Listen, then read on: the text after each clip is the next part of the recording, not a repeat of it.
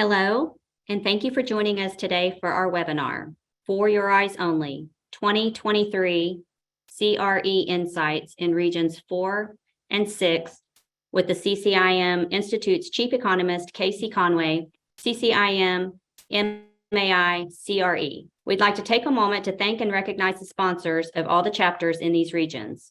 It's with their year-round support that we are able to bring you programming like this, as well as all the other exceptional events you've come to rely on. We'll begin the session promptly at 1 p.m. Central. I'm Robbie Eves, CCIM with Region 4, RVP for the CCIM Institute. I'm a principal at Commercial Industrial Properties in Austin, Texas.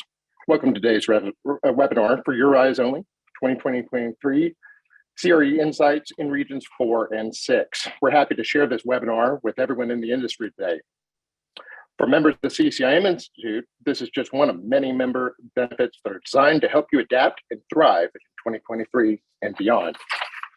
Joining us today is the CCIM Institute's Chief Economist, Casey Conway, CCIM CRE MAI. He's going to arm you with the knowledge that will help you understand where the economy is and where commercial real estate markets may be headed in Regions 4 and 6 this year. Please feel free to ask questions throughout the webinar using the Q&A tab.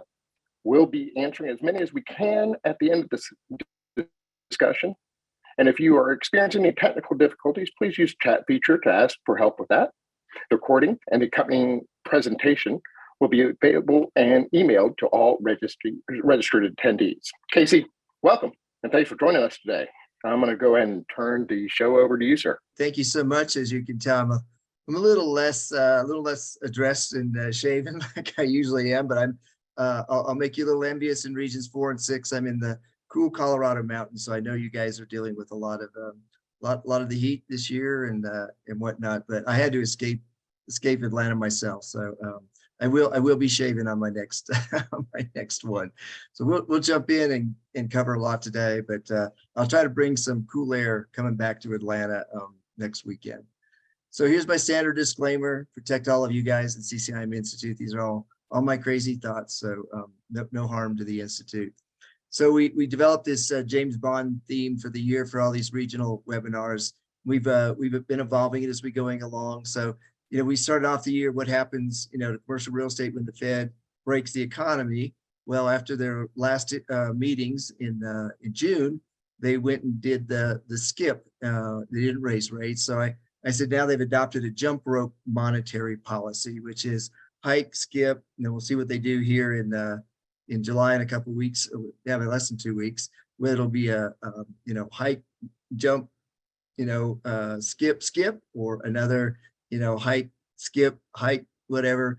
But I presented to them back a few weeks ago, and I presented all of them with a jump rope on their new monetary policy.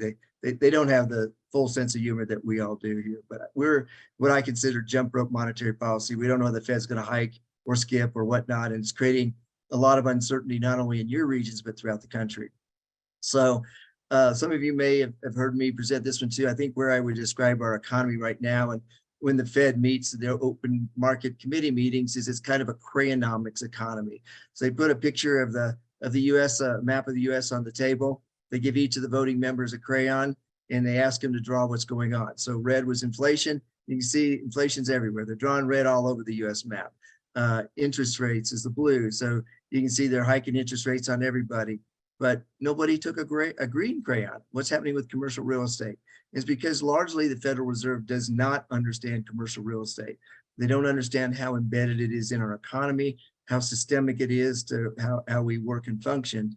And so many of you have followed that we had the bank stress tests I warned about going on earlier in the year, and the results came out, and ta-da, the Federal Reserve said everybody passed.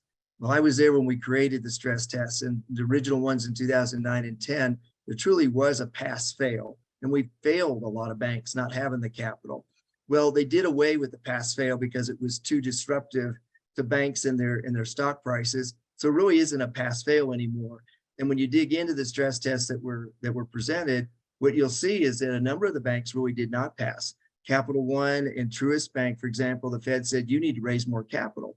Well, if you have to raise more capital because you have systemic problems, whether it's unrealized losses like SVP and First Republic had, or uninsured deposits or coming CRE loans, how could you pass the stress test? So I gave the stress test this year my typical annual barbecue sauce award. I think as we get through the year and we start to see what's coming out in earnings, a few of the big banks that have already reported, they looked fine, but they're reserving more. But as I think we get into the community banks here next week, we may see a different story. So I think we're a crayonomics economy. And if the Fed was honest and they really put the meeting minutes out, it might look like this map with crayons all over it. All right. So here's the jump rope monetary policy to help visualize why I call it jump rope monetary policy on slide 5. You can see what happened, March of last year. They came in January. They knew there was inflation. They didn't do anything. They took February off for Groundhog Day, hoping he wouldn't see the inflation shadow, but he did. And so in the lower left corner there, it seems like the Fed all the way, in 2021 into really March of last year, they were just running around with a box or bag over their head, trying to find the inflation soccer ball to kick and do something with it. We went through transitory, not transitory, forget we ever said transitory longer. And so then really when we got into last summer, when we got into the heart of the, taking April off, so May was a 50 basis point increase, and then we had 75 basis point increases. It was like just hike. So here you got jumping hurdles like in track and field. And you can see the little chart down there that the hike cycle that they went on starting last March, this has been the largest and steepest and quickest interest rate hiking cycle in the history of our country, greater than any of us lived through in the 70s or 80s. So now we saw what happened in June. Rather than keep hiking, they decided to do a skip. And we'll see whether they continue that right now. And of course, what has the market done since then? We're setting new highs, in the market. And it really, if you take out the different indices, the NASDAQ and the Dow and the S&P 500, if you take 8 to 10 tech stocks out, all of those stock market indices are down. So really what's being driven are entities like NVIDIA and tech stocks that are driving this. And I put on the far right there, the meeting cycle. So we have the July 25th and 6th meeting coming up. There's no meeting in August. So you can go enjoy the last bit of summer and getting the kids back to school. And then we have September, no October meeting because Halloween's too scary. And then we have November and December to wrap up. And we'll see where the Fed goes there, whether they keep on this hike, skip, hike, skip, whatever it's going to be. But I think we're in a jump rope monetary policy. And the market's going to be very bipolar. The real acceleration that we've seen the last week to 2 weeks, I think can very, very quickly unwind and see where it goes. So here's another one I thought was interesting on slide 6. I was growing up in Colorado when Paul Volcker was in charge. My dad was involved in ski resort development and over here in Vail. And when the oil embargo hit and Volcker started hiking things, we thought it was the end of the world. No one would ever have gas to go to the mountains. No one would have, a financing available to buy a condo or anything in the mountains, and no one would ever go visit the mountains. And, it's interesting that we hear the Fed talk about this 2% target on inflation. And it's interesting, you go back to the 70s, Volcker's target was 4%. And so he didn't wait for it even to get to 4% to really start cutting. And so when the Fed talks about this 2%, and where did this come from? We really need to push back and understand what's the magic around 2%. The economy can function very well, I think, with 3 or 4% inflation, and the Fed may destroy its other mandate of full employment that came out of World War II and its initial first mandate very, very quickly if they try to go all the way to 2%. So I just thought that was interesting historical perspective that Volcker's target was 4%, not 2%. So why are we all hung up on 2% today under the Powell era? All right. So how broken is the U.S. economy with higher interest rates? And what I'm talking about, this doesn't just affect you guys in regions 4 and 6. This is systemic across the country. So this chart really shows what's happening at a national level. So we went through the debt ceiling crisis and we thought we escaped it. Well, the rate increases that the Fed's gone on, where we've gone from basically 1/4 point to 5.25%. What that's done is it's taken our interest that we have to pay on our national debt every year now from in the $200 billion range to now almost $600 billion a year. So that just what the Fed's doing, if it stays longer higher, it's going to be sucking more capital out of the economy by having to pay these higher interest rates. And that concerns me quite a bit as well, what that means and lies ahead and the strain that can put on corporate earnings, because that capital isn't going to be there for everybody. So I don't believe we're anywhere nearing the end of this. and all of this celebration that we've seen in the market the last week to 10 days after the bank stress test and the Fed skipping the interest rate hike this last time, I think it's short-lived, and we all need to be very, very careful, particularly in our industry, because we're a very capital-intensive industry, and the capital structures are not very good for us right now, as I'll get to in a minute. So here's the bank stress test. I set these up, but we were all waiting for coming out on June 28th. And you can see I put the list of the banks that were listed up there that were put under the stress test. So not every bank in the country, it was just what they consider the systemic banks, the top 23 in capital. And you'll find in a minute that all 23 of these banks were not stress tested on a few key elements that could really be more predictive of what happened to SVB and First Republic and Signature Bank on that side. So anyway, it tests whether they have enough capital. They want to see the banks hold about 10% capital. Under the stress test, they think that if we throw this really severe recession at you, that you should have enough capital, 4.5% left, that you can still make it through. And I'm scratching my head wondering how they came to the conclusion that these banks are holding 4.5% capital when they have things like the stress test was supposed to assume that all of their commercial real estate was put under a value stress of declining by 40%. And so you look at all of these banks that are CRE concentrated, that means they have over 300% of their capital. You stress them and assume a 40% decline in value, that you've got somewhere like 200 plus banks that don't hold 4.5% capital, that are walking dead closed banks. So here on slide 10, they said they all passed, although you need to know there is not a pass fail anymore. They don't use that terminology. They just use, can you still hold 4.5% capital under the stresses that we economically model on your bank? And as I said, Capital One and Truist Bank, the message they put in these stress tests when you dig deep into them is that they did not hold 4.5% capital, that they need to go and raise more capital. So those are two pretty big banks. You'll see Truist, I think, is in the top 10, number 6 or 7. So there's a lot of, I guess, spin that was being put on some of this stuff. And many, they didn't look, I don't think, at the future on these properties that are overvalued in these loans and reappraisals and whatnot coming on those. All right. So here's another one that I scratched my head a little bit. Credit card debt losses are up 66%. CRE is next. They're anticipating over $7.6 billion. And there was a new report that came out the other day when I was here in the mountains on looking what's happening to loans and what's transferring on commercial real estate to special servicers and loan applications. And loans being transferred to special servicers, which is the permanent CMBS market, it just reached 6.4%. That's up over 50% from where it was just at the beginning of this year. So this number is rising very quickly. And that's really when there's a default in the loan. Could be a maturity default. They can't find someone else to take their loan out as their loan matures. Could be they have a big tenant move. Could be that they have a vacancy covenant, but if it goes above like an office 20%, that they're in default. The Fed also had a report out that on loans applications, that 22% of all loan applications here in the last 60 days have been denied. Credit cards, auto loans, home equity lines of credit loans. And the biggest was autos. 14% of all auto loan applications were denied. That's the highest ratio ever since they've been tracking this data. So there's a lot to be concerned about when you look forward, instead of this celebration that's been going on in the stock market caused by 8 to 10 tech companies. There's a lot happening on the debt side. So anyway, here's the other pieces that I really wonder that were not stressed in the stress test, is look at things like unrealized losses. So this is what hit Silicon Valley Bank and First Republic. They have all of these fixed interest rate loans, like a 10-year treasury or permanent residential mortgage loans that they made that they did get offloaded to Freddie or Fannie. And so we have over $205 billion of that sitting.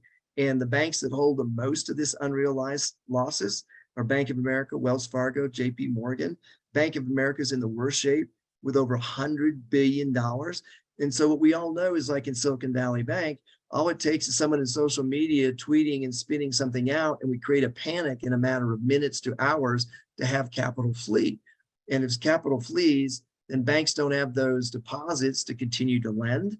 And so the assets, the loan loans, the deposits of the liabilities, and the loans they make are what are supposed to cover those liabilities. And there's a big mismatch there. And the Fed is not being transparent on how they stress tested unrealized losses, if they even did it at all. So here on slide 13 are the banks with the most uninsured deposits. So that means you've got over $250,000 this bank. So we know in Silicon Valley Bank, you had about 10 that had in the billions of dollars in deposits. And so you're only insured up to 250,000 unless you participate in what I'll talk about, the CDARS program in a minute. So look at JP Morgan up there. Look at Bank of America, Wells Fargo, Citi, US Bank, PNC. Look at number 7, Truist Bank. And so all it takes is a little bit of a run on these uninsured deposits, or the Fed insisting that whether they're held for sale or held to maturity, what they have to do in marking those to market. And so this whole piece of the puzzle in our banks has yet to play out. And that's why there's been a lot of movement in deposits in and out of different banks for different reasons.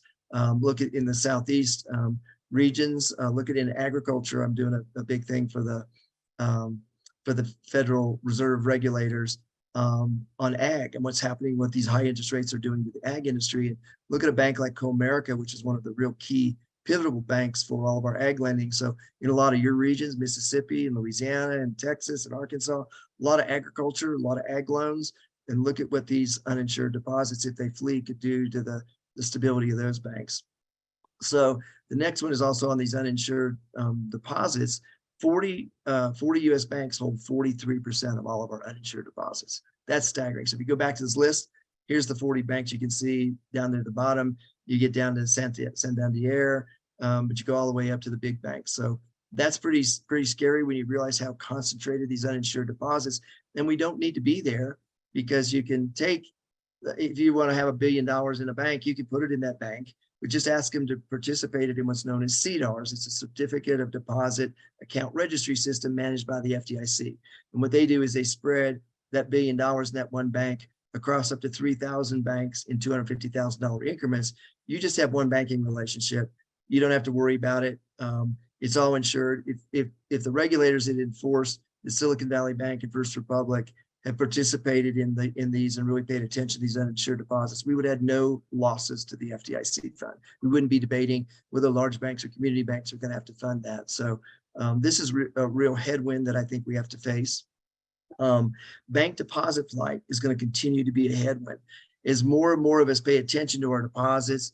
Or do we have more than 250,000? Are we in a CDARS program? So if any of you have brokerages or payroll accounts and they accumulate periodically during the month over 250,000, I would sure make sure that your banking relationship is participating in that CDARS program to protect you, because that's the real main reason why the FDIC stepped in on SVB Bank, was the number of companies that were accumulating their payrolls and the number of tech companies that would not have been able to make payroll, and create a massive disruption in Northern California, Silicon Valley, et cetera. Would have been bad if they hadn't stepped in and insured those deposits completely. So bank deposits right now are down over $1 trillion from a year ago. And think about what that means.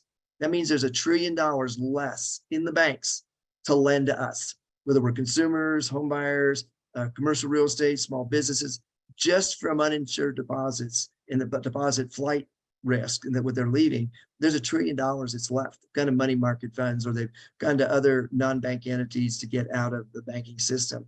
And so if we look at today, this unrealized losses that exceed 50% of their total capital on these top 40 banks is a big risk. It's a big headwind. So Texas guys, we appreciate you for creating the Texas ratio way back in the S&L crisis and the oil patch days. It still exists today. I encourage every one of you, if you're involved in a transaction, to know the counterparties on the finance side, and even your own banking relationship, to know what its Texas ratio is. So what's a Texas ratio? It simply is a ratio that takes the total dollar of risk assets that are at risk of basically being devalued substantially, like commercial real estate or 10-year treasuries that were originally issued at 1 or 2% numbers that are now at 5% numbers. That it looks at all those assets that have yet to be written down and marked to market, and it looks at them as a percentage of that bank's total capital. And since banks only hold around 10% capital, they're 10 times leveraged. that if that ratio gets anywhere near 10%, they're insolvent or they need to raise money. So pay attention to those banks, any that you have, or if you're involved in a transaction and the buyer is using a bank that has a Texas ratio that's at or near or above 10%, that ought to concern you in the transaction. You got a high probability that something could happen during the time of that transaction where that bank is not there for that buyer.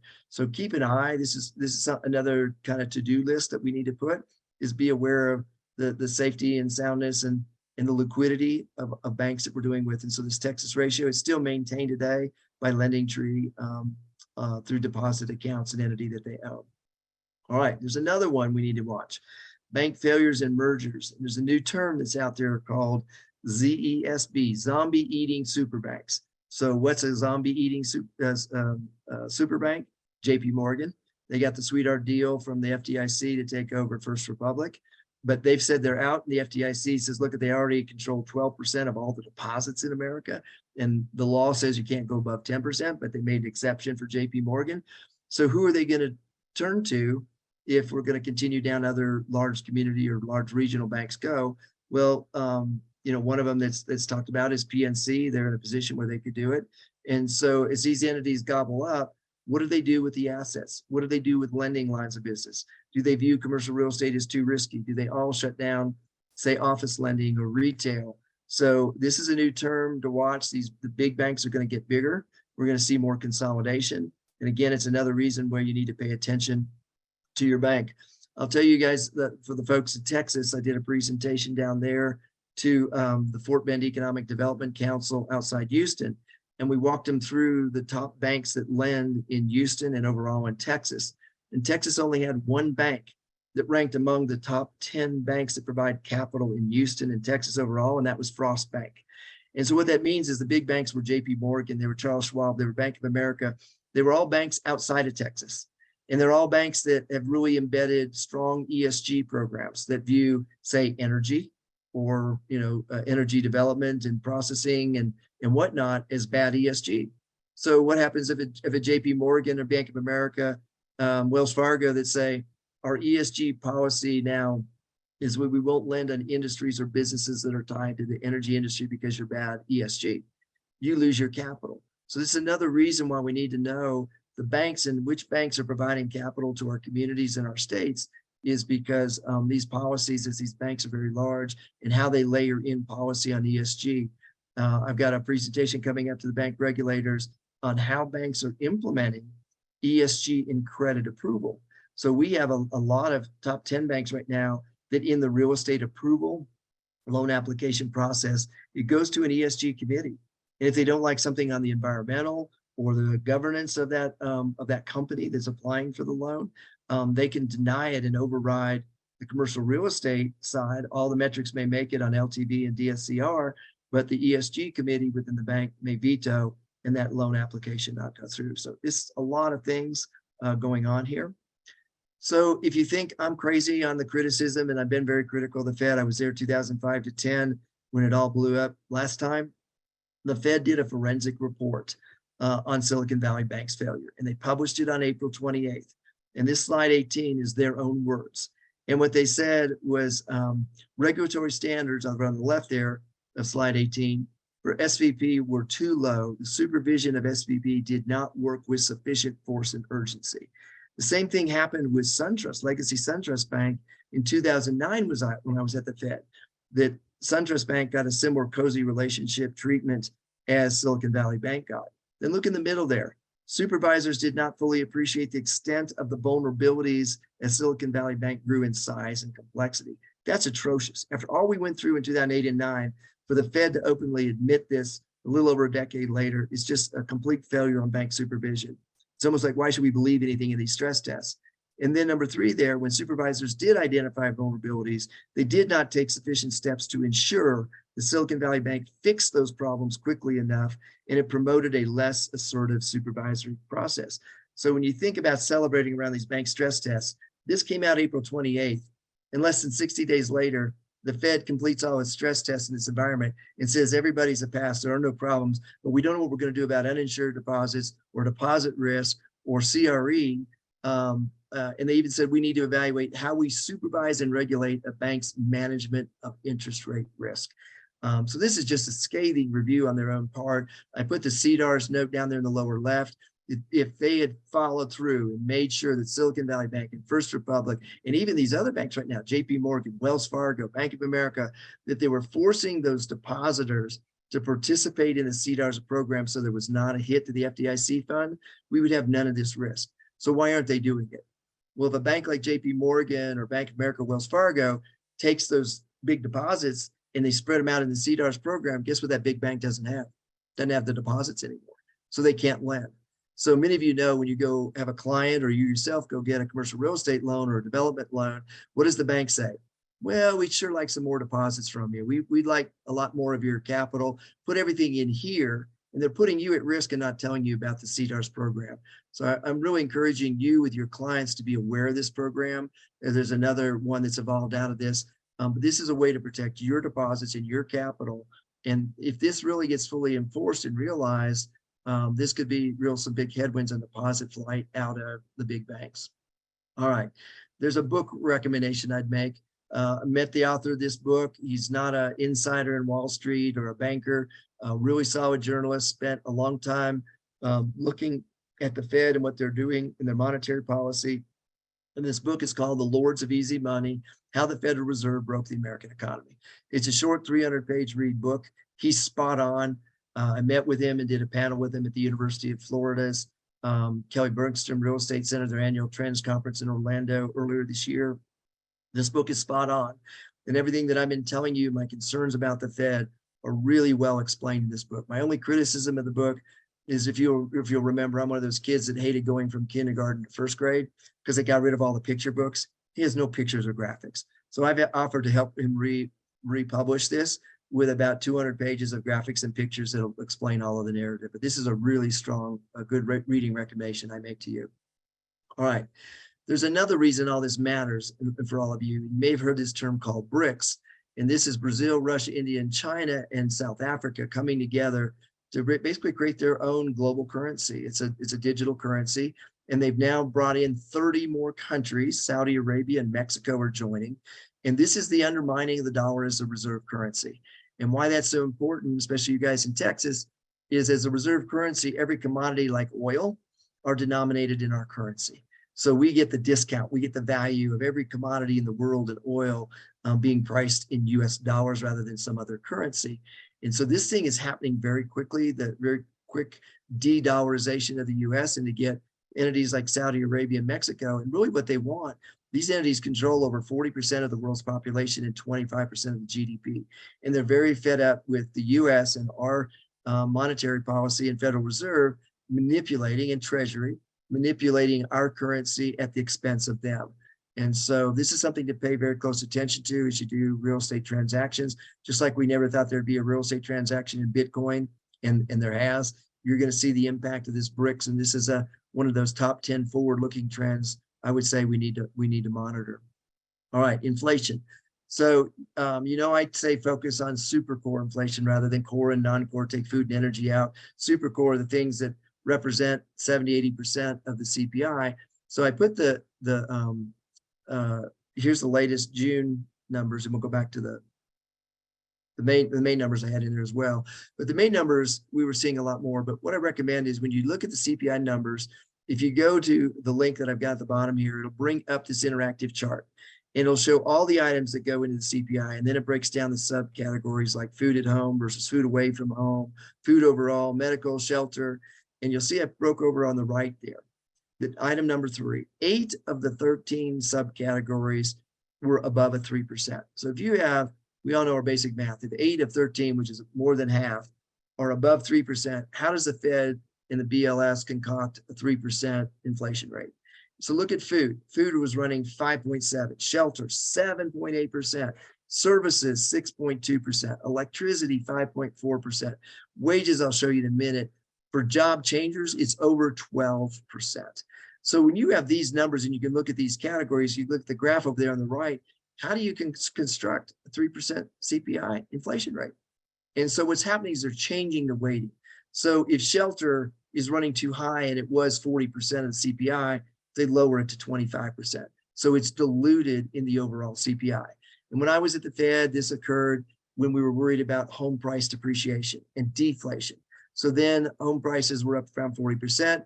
2009, we were concerned about the deflation. So we dropped the weighting of shelter to 25% to make it look like there was no deflation. The same is happening here in an opposite direction with things that are really running hot inflation.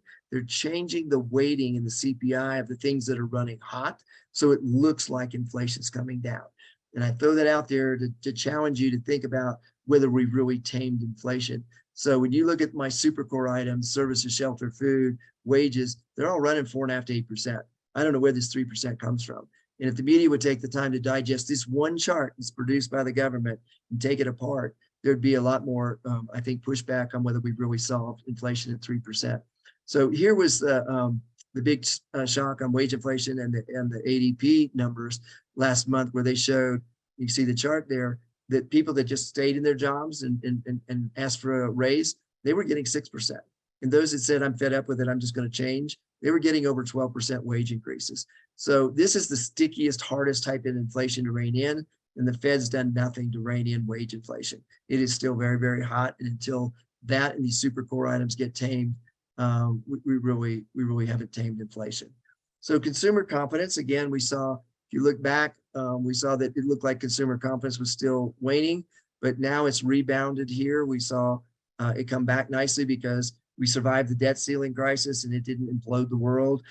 We survived the bank stress test according to the spin on those, even though they're not a pass fail. We survived, we're starting to see some decent early part of the Q1 earning or Q2 earnings on banks. So the consumers come back and said, hey, everything's good. My stocks are up. And they don't realize that it's 8 to 10 tech stocks and everything else they're in is not doing so well. So this is what's driving consumer confidence. I follow the University of Michigan closely. And just like last summer, when we saw in the first 2 quarters, we had negative GDP and consumer confidence crashing. And then it turned around in the summer and the fall. What was the one thing last summer that caused that whole change in inflation and consumer confidence? It was tapping the Strategic Petroleum Reserve and bringing energy prices down. We've run that gig, that's out. So that was kind of running its way out. Then we had the debt crisis, we had the Silicon Valley Bank.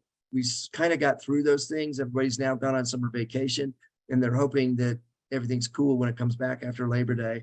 And my concern is it's not. We have a lot of headwinds where this could change. I put the graphic of the University of Michigan there and I put a red box around. If you look back at the prior cycles in the 70s, 80s, and even the 2008, it bounces around. It looks like we're solving something, so we get more optimistic, and then we find out we really didn't, and it crashes again. And we're following that same pattern from the 70s and 2008 and 9 in that red box again. So what I would tell you today in the data, focus less on how the metric changes month over month and look at the long-term trend and patterns. And we're seeing the long-term trend and patterns emulate really bad times that we've gone through before. So I'm not in the camp that we're all behind it. Inflation's tame. We got a soft landing and everything's going to be wonderful. I see a lot more risks ahead for us, especially in our CRE industry. So let's look at what the number one headwind is. I think it's household debt. So every month, the New York Federal Reserve publishes what our household debt is. And every month this year, we've been creating a new record. Record household debt that's now over $17 trillion. So just think of that. Our household debt is almost half of what our entire national debt is. $32 trillion. We're seeing credit card debt, almost catch up to where student loan debt is. And so I put in there credit card and auto loans as well in the green. You can see how those are moving up. And now when you think about my prior comment, when you're looking at, we have now a record number of auto loan applications being reduced because the market, the people that's buying these loans are saying, look at this debt is increasing. The cars are costing more. They're going out to 72 and longer. I saw a deal recently where an entity is going to 84-month financing with very little down. The car is worn out by the time we get there. And if it's an EV, it needs a new $20,000 or $30,000 electric battery after 7, 8, 9 years. So pay attention to this. It comes out once a month by the New York Fed. I put the link there. Housing. So here's kind of the good news. Your house isn't going to do like 2008 or 9 and go down in value. It's just not going to appreciate as much because there's fewer people that can afford it, especially at higher interest rates. Over 65% of us have interest rates on our mortgages that are in the 3 range, 3 to less than 4. So we're seeing home price appreciation only going up about 1.6%. So it's slowing. The highest year over year home price appreciation, you guys will like this, is really in the Midwest and going down south. So places like Milwaukee and Kansas City will have the highest. The cooling ones are, basically where we thought, the extreme West on there. San Francisco and Phoenix, look at those. San Francisco's down over 9%, Las Vegas down 7.8%. So this is a real good, the American Enterprise Institute does a really nice housing summary with all the charts and the maps. And I like this one. Here's another one that maybe make you guys in your regions feel really good. This is an update to my U-Haul migration report and our 2020 census. This looks at where people are migrating to. And so the Census Bureau just updated it. The blue is where they're going. This is for the 2020 and 2021 data. And so you can see all the blue, that's where they're going, and they're coming right into your regions in Arkansas and Texas and Tennessee and Mississippi. In the red, the West Coast and the Northeast is where they're leaving. So you're going to continue to see net in migration continue. This is one that John Burns did using kind of where we're going. He used, John Burns is a great housing economist out on the West Coast. I've known him for decades, brought him into the Fed when we went through the subprime mortgage crisis. But he took Nashville, and he can do this for any market. So you guys in Tennessee, here's your moment in the spotlight. And the West Coast is flocking to Nashville and definitely not the other way. So when they look at where the map that shows the top, where the households moved to Nashville from, 28, almost 29,000, and they were primarily coming. He's got the bubble dots there at the top in the green. You can see the big, especially the West Coast, and then where they left. If anybody left from Nashville because they couldn't afford it, maybe they went to places like Huntsville. But net, you're seeing a lot of growth. So he does a good job of tracking where that growth is, and overall net Nashville, you're still seeing a lot of in migration, even though you feel like houses and cost of living have gone way up. It's all relative than if you're coming from California. All right, visual capitalists, put this in here for you to think about the composition of companies in your market or your state. And so they did this great graphics, one of my favorite sites I go to basically weekly. They visualize complex data. So they looked at where are the most profitable companies. So we want to know that. So we know if we have any of these profitable companies in our state or our MSA that are doing really well, because that means they're probably going to hire. They can pay more wages. They can pay those 6 to 12% wage increases. They can deal with 5 to 7% inflation. So Texas, look at the energy importance there. ExxonMobil, DR Horton. Look at John Deere and industrials, and someplace like Iowa. Look at Nucor Steel. So Arkansas, in Little Rock, you've got the big new Nucor Steel going. So I encourage you to look at that. They have all of them listed in there. You can go in by category and all the way down, but be thinking about how are the companies doing in your geography. And if they're profitable and doing okay, it probably means you're going to experience less of an impact on commercial real estate in the economy, and you're more likely that you can outrun 5 to 7% inflation than those markets that don't have a lot of profitable companies or seeing more stress. So this is that connect the dot. It might also help you, those that do leasing and property management, seeing what companies maybe are doing well that maybe aren't in your market, but you have good workforce, good universities, you have a lot of good site selection things, who you might want to reach out to look at a property that you have. All right, we're going to talk about the CRE losses. We have a $15 trillion industry that kind of faces deja vu again. And this was a piece I read last month that was one of the best pieces I've read in a long time, called CRE is Dead or Long Live CRE. And they looked at both arguments, what we're facing and how many times we've gone through this. So if you look in the middle, the bullet points there on the right, the recessions of the 80 and 82, 87, 92, recession of 90, 92, dot-com crash around Y2K, the Great Recession, 2007 to 12, the COVID recession. We go through these cycles, and we've always kind of come through them. And we reach peaks, and then we crash, and there's opportunities in those crashes, and we come back. And what this piece really teed up was how to think what we're going through, that every strain that we're going to go through here, there's an opportunity on it. And it's not the end of real estate, like it's not the end of the elevator operator or the livery stable before we went to the automobile industry, that we are going to go through a big change, but we'll probably come out and there'll be a lot that make money on this and there'll be a lot that lose a lot of money. And what we face right now is $1.5 trillion in commercial real estate loans that have to refinance in the next 18 months. And we're reading everywhere and whatnot that the capital isn't there. It's not there for office. We're seeing the maturity defaults. And then when we see these things reappraised, whether it's in California or even coming in from California, we're seeing those values come down 25 to 40%. So the person that owns that asset, that has that debt, that's the bad news. The person like us or CCIMs that are trying to help somebody work through it or take advantage of that opportunity, that's the good news for us. We have to figure out how to get through that. So TREP data, I think, is real important right now. You can sign up for free to get a lot of their weekly and monthly pieces that will tell you a lot. So this is the loans moving to special servicers. This is one of those canaries in the coal mine. When loans get moved to a special servicer in the CMBS world, that's a warning. And if you see a lot more of that growing, it's telling you there's defaults in the covenant. Could be a maturity default. They can't find somebody to refinance the loan. Could be that they had an occupancy default, that the occupancy dropped, to 80 or 75%. A lot of these loans have covenants. And so it tells, and it's an office building, it's even more concerning. So CMBS loans in the hands of special servicers rose 31 basis points last month to 6.42%. That's double where it was a year ago. So, and it's mostly being driven by maturity defaults in the office sector. So we all know, we've heard the bad news about offices. It's not just California and New York. It's all places in between and any of the urban markets. So we need to really watch this on that side. I put on the lower right there the chart, so you can see the overall rate, up there, and then you can see the ones that have the highest delinquency rate by property type. It might surprise everybody. We all love lodging and we're all traveling. What's happening with lodging? And lodging is up there at the highest rate on delinquencies on their loans, over 5%, followed by office and multifamily. So it's kind of surprising. I'm trying to dig into what's happening on the hotel.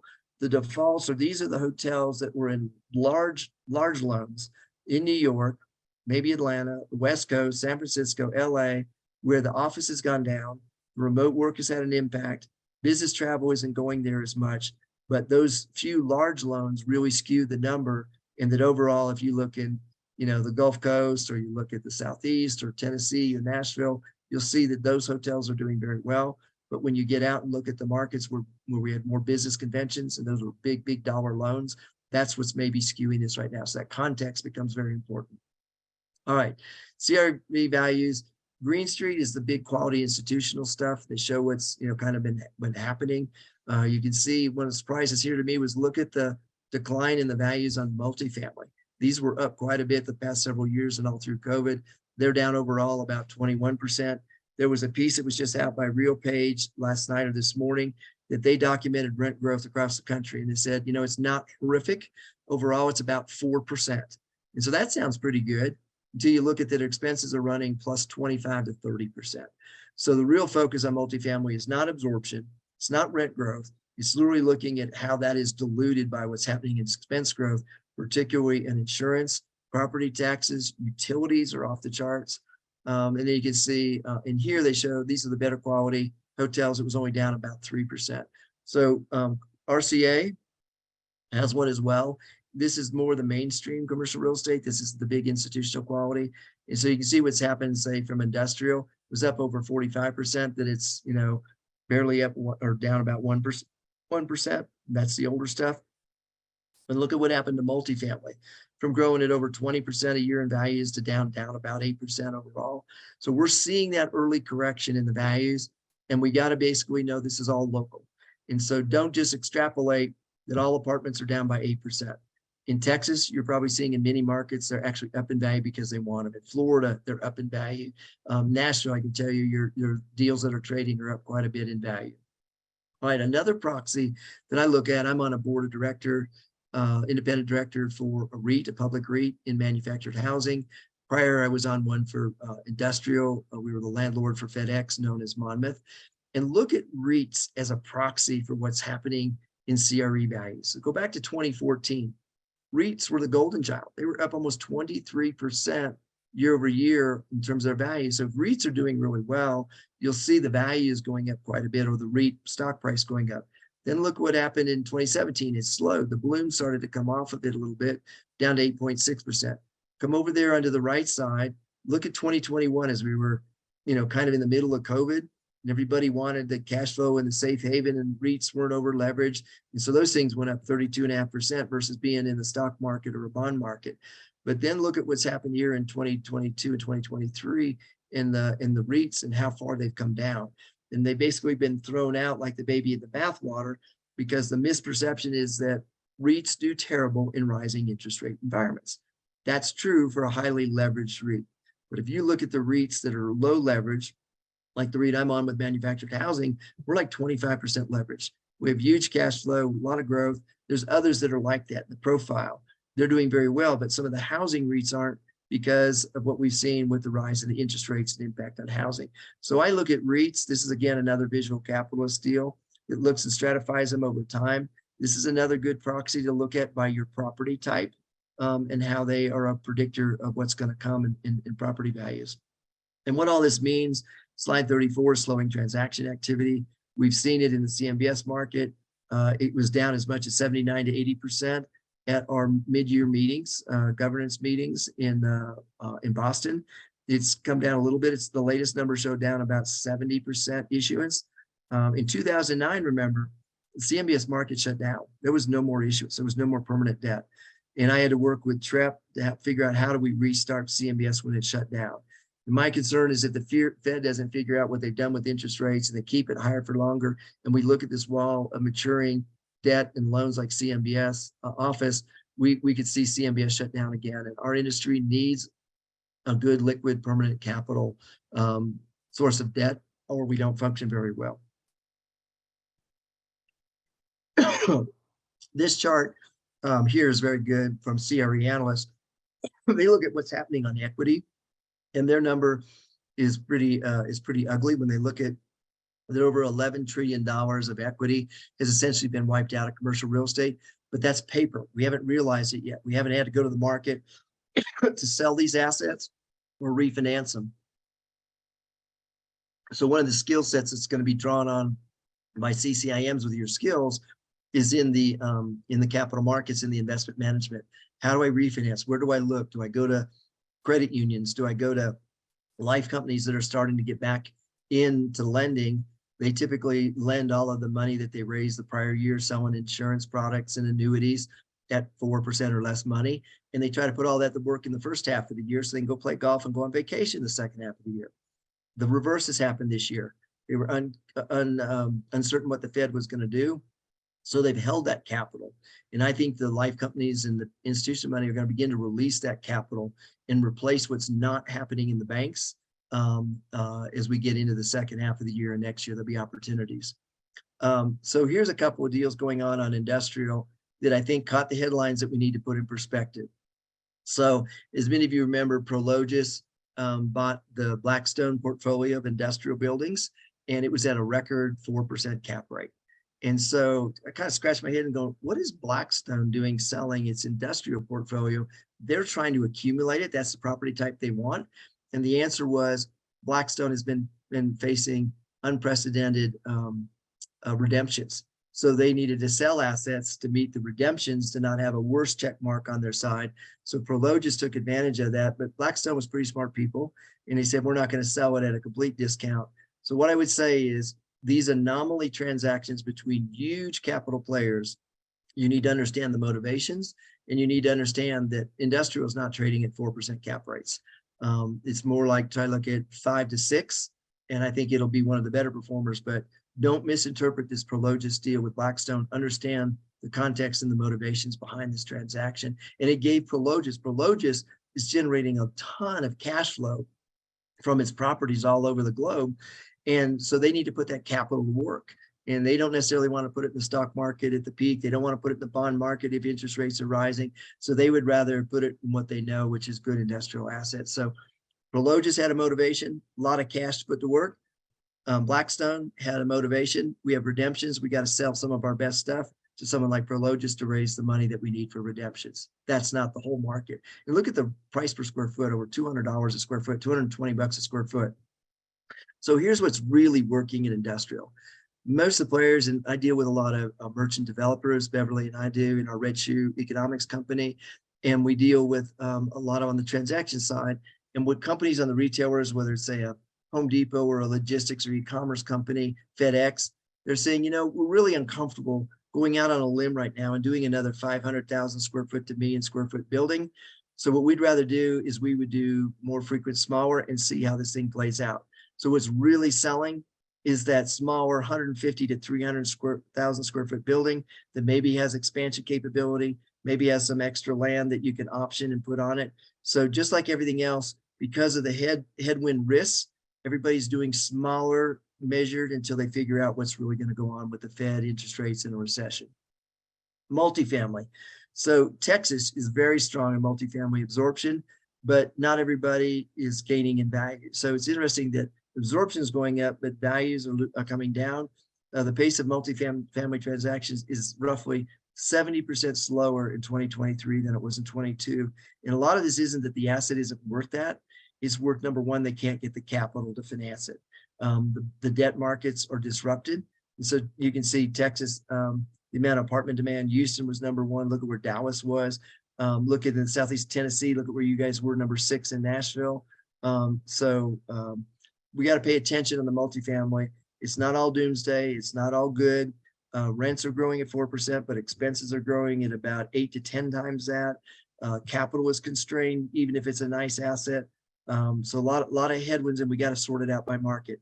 If you've got population coming in your area, you can probably outgrow. So that's why, looking at what's happening on population migration is very important. Office. All right. So we all probably saw this one, the $500 billion office real estate apocalypse. And I wanted to make a note on Atlanta office versus Seattle. So I was doing a presentation down in Mobile, Alabama, in which the Federal Reserve branch executives for the Atlanta Fed in New Orleans. So you guys in Louisiana, pay attention to this, your New Orleans branch executive, a lady there, and Birmingham. They both came out and they said, look, you have to understand in the 6th district of Atlanta, we're not Seattle, and we're not going to have office buildings that are going to lose value and go vacant, and it's all not going to be an apocalypse. So while she was speaking, I dug into some data while she was talking on my phone. Atlanta has about 800 office buildings over 50,000 square feet.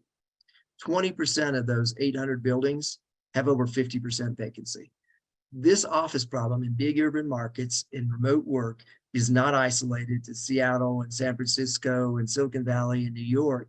It's in our mainstream. So Nashville, Atlanta, Texas, Dallas, the big urban markets are facing these issues. So don't generalize and assume that it's all just the West Coast and the Northeast. We have our own problems there.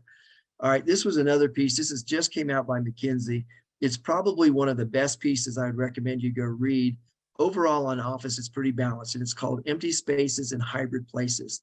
And it's the pandemic's lasting impact on real estate. And they don't just look at the United States, the big markets, but they look at the big markets globally, like London, in Europe, in Asia, and ourselves here in the US, that really are systemic to our GDP. Big markets like New York and LA and San Francisco, Dallas. And they looked at those, and they looked at what's happening to those office buildings. And they said, we've got a long ways to go, that the hybrid workforce model is not done, and that the urban markets will not ever fully recover. And this is by an entity like McKinsey, and they've got a lot of good data in here. I recommend this. It's really more for your larger markets, but it gets you to think about the secondary markets. So, for example, in Nashville, or, not so much a Little Rock, but, a San Antonio, think about how the Dallas and the New York things in the urban markets and some of the office buildings that you have there and who those employers are, how this might play out. But this is one of the best reads. It's very balanced on office. It's not, the sky is falling or everything's going to fully recover. It's very balanced and very thought-provoking. All right. So here's my award. I can tell you at the end of the year, I'm going to give for the dumbest office building deal done, the barbecue sauce award.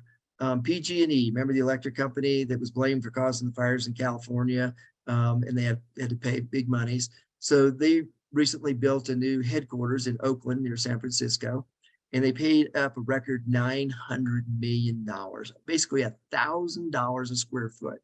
And it's because they had the option that they could do that. They could have stayed in their lease.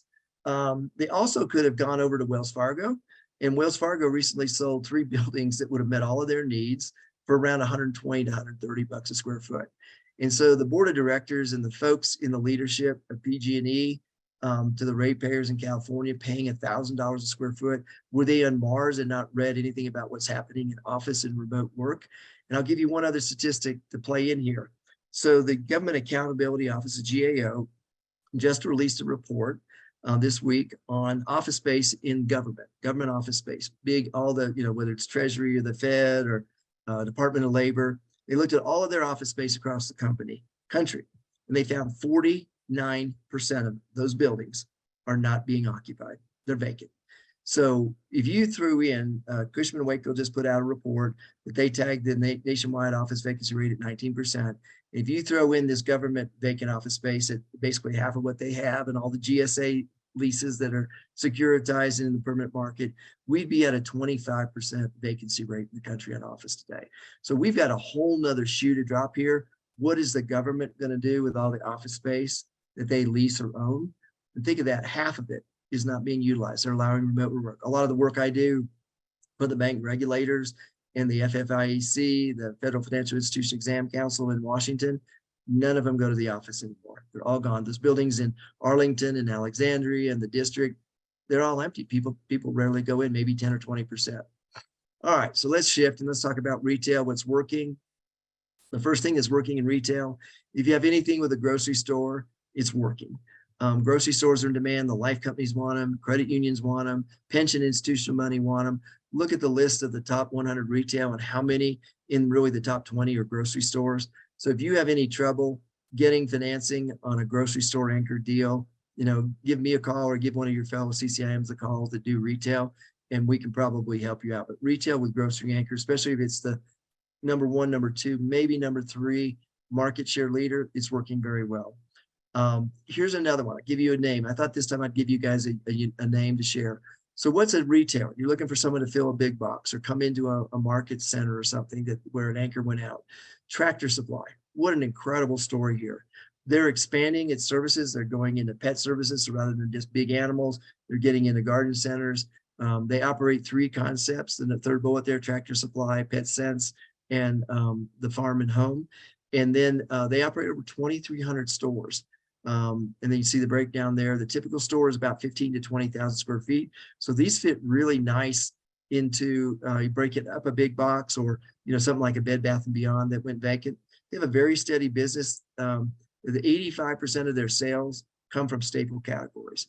So when you want to say, okay, give me an example. I'm looking at a vacant space. I got a client that says I got a big box or an empty center. What's somebody I could put in there where they're not already in my market? Here's a really good example of somebody, and I don't own the stock and I don't have any benefits here. I just am always looking for a good story to kind of relate to you. First quarter, I was talking about dollar stores. 1 in 5 of us are now buying our groceries at dollar stores, and they're doing very well. So here's a good example of a retailer doing quite well. What is not working in retail? What they call shrinkage. Why don't they just call it theft? That's what we used to call it, stealing and shoplifting. But we got to be, I guess, more politically correct. We got to call it shrinkage.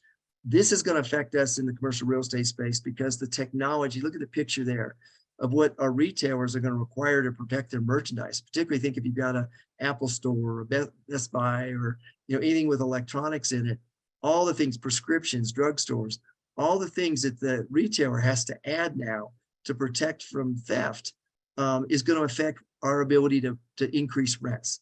And remember, the real estate, the building and the land are the last things that get compensated. The retailer has to make the margin work. And the pressure on margins now for retailers is shrinkage or theft. And look at the numbers here. Shoplifting jumped about 50% year over year.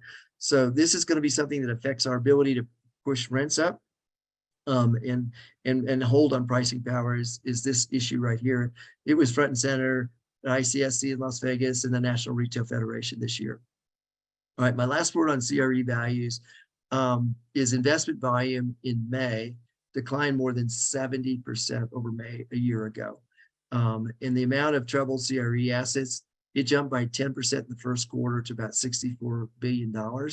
And CRE mortgages, so now talking mortgages here on houses, CRE mortgage delinquencies rose 3% in the first 3 months of 2023.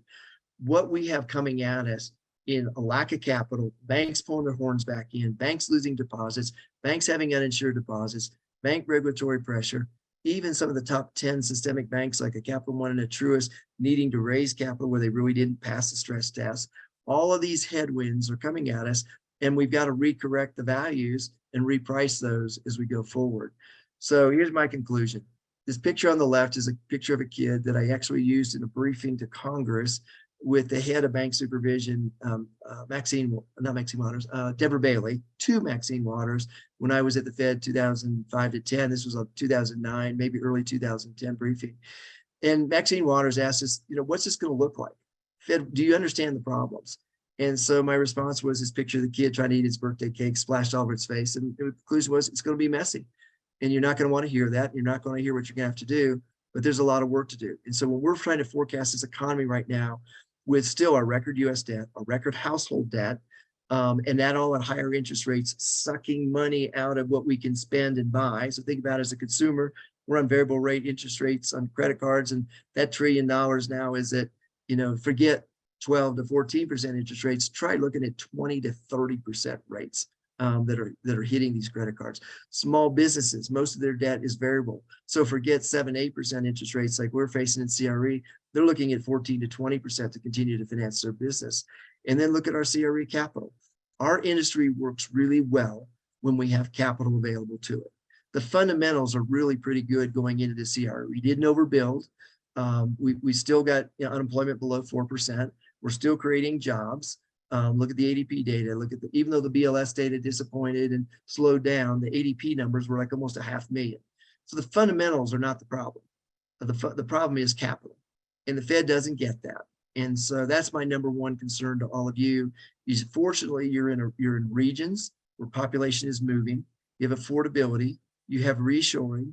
The Texas region, you just had a big announcement of a major company that's moving out of Mexico into Houston.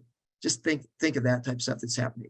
South Korea, they all want to get out. The auto manufacturers, whether it's SK batteries, whether it's Hyundai, that basically a lot of the Asia wants to get out of there. They don't trust a lot of the Asian markets and want to get into our market. So your regions are going to be a part of a lot of growth. The ports, Louisiana, what's going on with your ports right now? I just did a thing to the Rail and Maritime Association in Chicago 2 days with all the big folks from Cargill and the port directors from Port of Louisiana or Corpus Christi and all those areas, what's happening and what they're doing and upgrading. You're in great regions. You have waterways, you have ports, you have rail connectivity moving north-south, you have affordable workforce, you've got universities, you have all the right fundamentals. What we don't have, whether it's in your regions or the country, is the capital. So if I haven't depressed you, I'll give you one more depressing thing and one more optimistic thing. So NASA said, quit worrying about all this. We have a possible internet apocalypse. We're entering an 11-year cycle where the sun goes into a super granulation flow of solar winds that can destroy all of our satellites, that can destroy all of our satellite internet communication systems. And they say we're just at the beginning of this active solar winds area that could disrupt our satellites. So we could see that whole thing. Make sure your stuff is backed up. So if I haven't given you enough to kind of worry about or to think about, the lower right corner there's my son Luke, who just turned 13, believe it or not. And so this is us enjoying a good ice cream cone. It's summer, it's hot, there's a lot to worry about. We'll have a lot more focus after Labor Day on where we go and knowing what the Fed's going to do. With its July meeting, it's going to skip August. So then we'll see September and November and December. Just go have an ice cream cone. And I'm out here in the West in Colorado. And so my son, we were at the candy store. We found something that took me a flashback to being about 6 or 7 years old. And this was my favorite chewing gum that rarely I could get mom and dad to let me use the allowance on. But it's Goldmine Giant Nugget Bubble Gum. So if you can't have an ice cream cone, go have some out of the West or your region, Goldmine Giant Bubble Gum. It's awesome. It's kind of got a vanilla banana flavor there. So I will stop. Well, I got 2 last things here. There's some more of these coming up. We have region 7, 9, 10. And remember, you don't just have to be in those regions to join these. These decks don't stay the same. I refresh them, I update them. We kept the James Bond theme there. So if you didn't get enough here, you want to join these others. These are the dates and the times. I know Gina and Danny and Paul and the CCM team and David Snitzer all would love to see you join as many of these things that you can. And here's my bio and whatnot, but don't forget this. So with that, I'll stop to see if we have time for any questions or whatnot. Hey, Casey, thank you so much. We have time for one question, and it's pretty broad. So we're just going to use your own expertise to answer this. So where do you think the biggest opportunity in commercial real estate is going to be up in the next 18 to 24 months, particularly, of course, for regions 4 and 6? So you find this kind of crazy. So I think it's those things where we have real deficits. So look at what's happened on land. So land is out of favor. If you've got equity capital, we've layered in so many more zoning and burdensome requirements to entitle land. So I think as people pull back on the building, the last thing that gets compensated is land. We're seeing some real good opportunities. We're seeing an industrial where they can't get the land loan or the AD&C loan, and they're walking away. Big merchant developers are walking away from land deals that 3 years ago were at $10 plus square foot numbers that are falling back now. The seller is desperate and will take a $5 or $6 rate there. So I think that's one. Two, I think some of these REITs, especially the ones that are low leverage, they're in things like manufactured housing or areas that, I would say away from the office REIT. I think selectively on retail. We have a lot of areas where we need to think adaptive reuse on the retail side there. I'd worry a little bit about office. I think suburban office is fine. It's doing much better. Industrial is going to continue to be good, but you got to right size it. And then I think on any of these transactions, you really need to look at those cash flows. Rent growth is slowing. It's not going negative. Homes aren't going to be worth less. They're just not going to grow as much. It's the expense side. Look at the insurance, 30 to 200% increases. Go talk to your Florida guys. In Texas, you guys know you're seeing it with the Gulf Coast region there and fires and everything else. We're seeing increases on insurance rates of 200 to 500%. Forget the 30 to 50%. So I think you really got to look at the expense side and don't be so, we're seeing a lot of pressure out there to get people to do deals. I was just out in Arizona and even here in Colorado to force people to close and do deals at numbers that just don't make sense. And I think there has to be more discipline here right now. I think we have a tough 3 to 6 months ahead of us here to see what the Fed's really going to do. But I like land. I like still smaller industrial. And I like things like, some of the REITs that are particular, like in manufactured housing or a manufactured housing deal. I'd be careful about self-storage, some of these other specialty. It's being overbuilt in a lot of areas. A lot of stuff is put in the ground, the institutional money. So you got to do more of your homework right now. This is a time where CCIMs will shine, where you can help that client or other investor really steer away from certain things and direct them into another area. So I hope that helped a little bit. Casey, I saw a question on CREPI. I think we're out of time. So there's one question there on CREPI. Yeah, the numbers and the charts have been updated. I have not written an updated narrative because we didn't have post the first quarter data to really show what was the impact from Silicon Valley Bank and First Republic in there. But I will be writing one of those when I get back. But the numbers have all been updated by CCIM Tech. If you go in there, I think they're through May numbers, maybe June, but it should be there.